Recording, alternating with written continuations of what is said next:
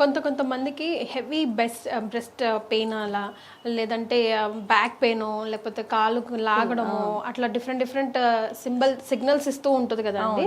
But ఈ మధ్య chest pain అనగానే నాకు ఇంకా క్యాన్సర్ ఉందేమో అనుకునే అతివృష్టి అనావృష్టి కేసులు కూడా చాలా ఉంటాయి కదా. ఎప్పుడు భయపడాలి, ఎప్పుడు భయపడకూడదు? సో నేను 5 రెడ్ ఫ్లాగ్స్ చెప్తానండి. ఓకే, ఎవ్రీ ఉమెన్ ఈ 5 ప్రాబ్లమ్స్ కనుక వాళ్ళకి ఎప్పుడైనా డిటెక్ట్ అయితే మటుకు కంపల్సరీ ఒక డాక్టర్ని అయితే కన్సల్ట్ అవ్వాలి. ఫస్ట్ మెన్స్ట్రల్ ఇర్రెగ్యులారిటీస్, అంటే నేను ఇంతకు ముందు చెప్పినట్టు పీరియడ్ విషయాలలో ఎక్కువ తక్కువలు ఏమన్నా అవుతే మటుకు ఒక checkup compulsory. Okay, second thing pain వస్తుంది కదా ఎవరికైనా పీరియడ్స్ అప్పుడు అనుకోవచ్చు, వస్తుంది, కానీ భరించలేనంత నొప్పి వస్తుంది అంటే, ఆర్ ఇంతకు ముందు లేని నొప్పి ఈ సైకిల్లోనే వచ్చింది అంటే మటుకు ఒక చెకప్ కంపల్సరీ చేయించుకోవాలి. Yes.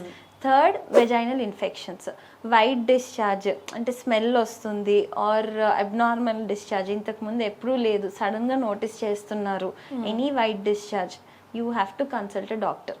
Okay, fourth is again back pain, chronic back pain కానీ పొత్తి కడుపులో నొప్పి అస్సలు తగ్గట్లేదు, ప్రొలాంగ్డ్గా ఉంటుంది అనుకుంటే ఒక చెకప్ కంపల్సరీ చేయించుకోవాలి.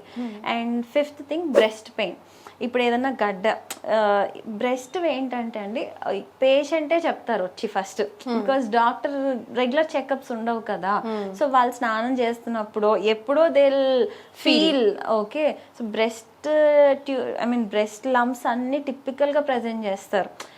ఫస్ట్ ఏంటి, జస్ట్ ఒక గ్రౌండ్ నట్ అంత ఉంది, తర్వాత నాకు మెల్లమెల్లగా పెరిగిందను. సో సెల్ఫ్ ఎగ్జామినేషన్ బ్రెస్ట్లో ఉండేది.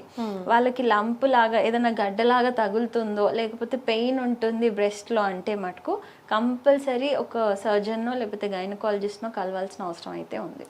సో ఈ 5 థింగ్స్ ఏ ఒక్కటి ఉన్నా you have to meet the doctor.